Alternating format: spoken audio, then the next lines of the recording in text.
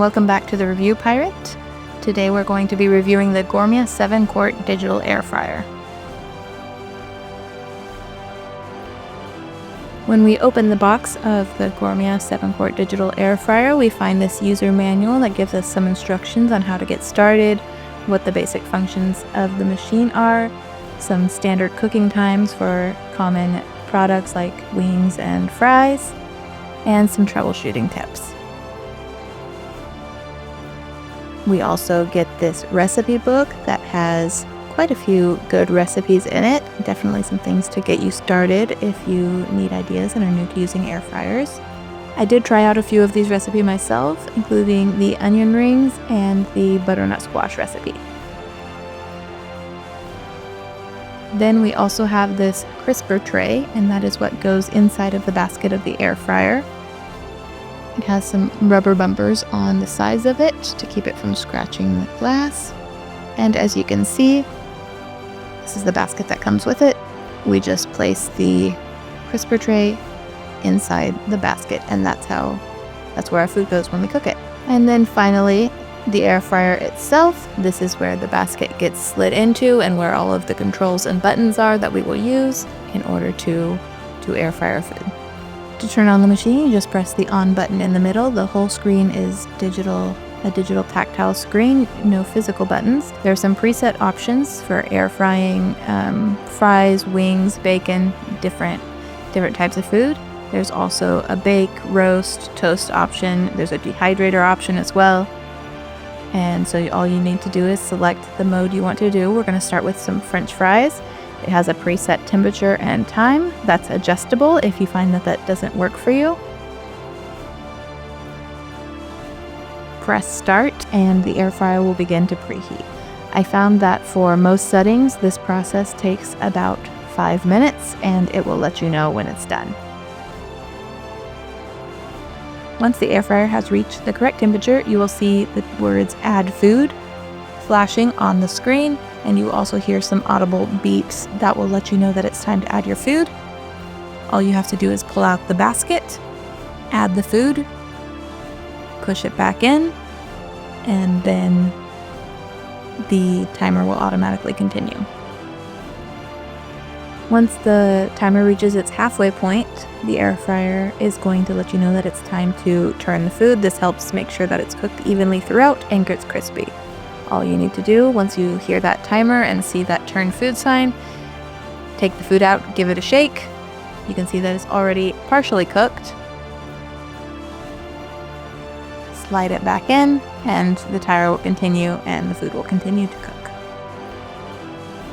When there were about 2 minutes left to cooking these fries, I realized that they weren't quite done. I liked my fries a little bit crispier, so I decided to add some more time by pressing the time button and adding a few more minutes using the plus sign. You want to make sure you do this before the time is up, because after the clock reaches 0 and the cooking stops, you'll have to reheat again if you want to cook any longer. Alright, the French fries are almost done. The clock counts down and you'll hear an audible beep and see the end text come on the screen. That means that your fries are ready to pull out and eat. As you can see, the fries got nice and crispy. I think I still would have liked to leave these ones in a little bit longer, but they turned out pretty good. One of the other recipes I tried was onion rings. I decided to lightly spray the basket with some olive oil, then added my onion rings. Sprayed a little bit more. Again, I set the time and temperature and click start. This time I preheated with the onion rings in by accident, but it actually worked out fine. The air fryer said to add the food. Since it was already there, I just left it and this time continued to count down. Again, at the halfway point, you can see that it's telling me to turn the food.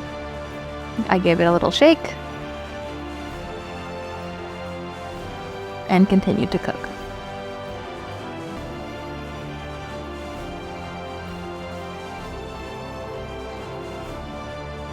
These onion rings got nice and crispy and turned out really good.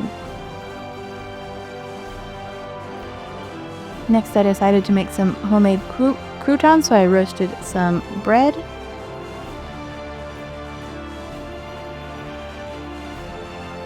And there you can see it turned out nice and crispy. Next, I decided to make some eggplant parmesan, one of my favorite dishes. I breaded some eggplant, sprayed it with a little bit of olive oil, and put it into the Gourmia Digital Air Fryer. I decided to cook for 10 minutes at 400 degrees and let it preheat with the eggplant in the air fryer.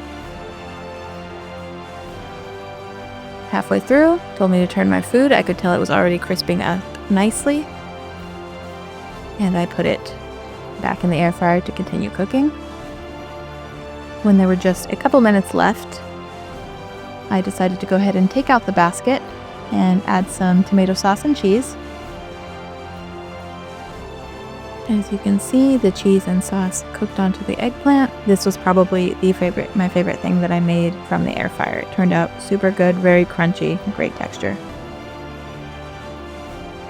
Then I decided to try the dehydrate function and dehydrated some parsley. All I did was click the dehydrate button and dehydrated at a low temperature for several hours until the parsley was dry and I was able to crumble it up and put it in a jar.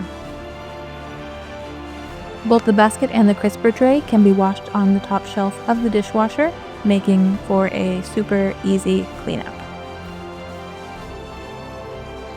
So all in all, I really enjoyed trying out the Gourmia 7-quart digital air fryer, which I did get as a free gift. One of the things I liked the most was how the food turned out. I thought that it actually turned out a little bit crispier than other air fryers I've tried, using minimal oil. I also liked how easy it was to clean up. Like I said, the basket and the crisper tray can be washed in the dishwasher, which is super quick, and the rest of the machine just needs a little bit of a wipe down. It doesn't get dirty or greasy at all. Other air fryers that I've tried are a pain to wash, and so this was very refreshing. It also doesn't make a lot of noise while cooking, and it's on the smaller side of air fryers. It's still going to take up counter space, of course, as any air fryer would, but I wouldn't say it's one of the larger air fryers either, and you do get quite a bit of basket space even though it's not taking up that much space on your counter.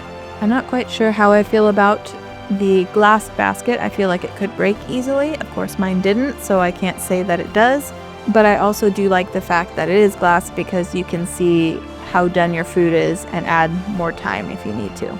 I live in a 2-person household, and this was the perfect size for us. We were able to make all of the meals in portions that made sense for our family. I'm not sure if larger families would feel the same way or if they would find it a little bit on the smaller side.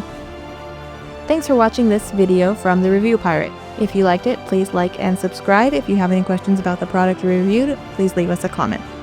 A big thanks to Jacob Hignite for helping us with the music for this. If you want to hear more of Jacob's music, you can check our description where we're linking his 2 different YouTube channels. Thanks for watching and see you next time.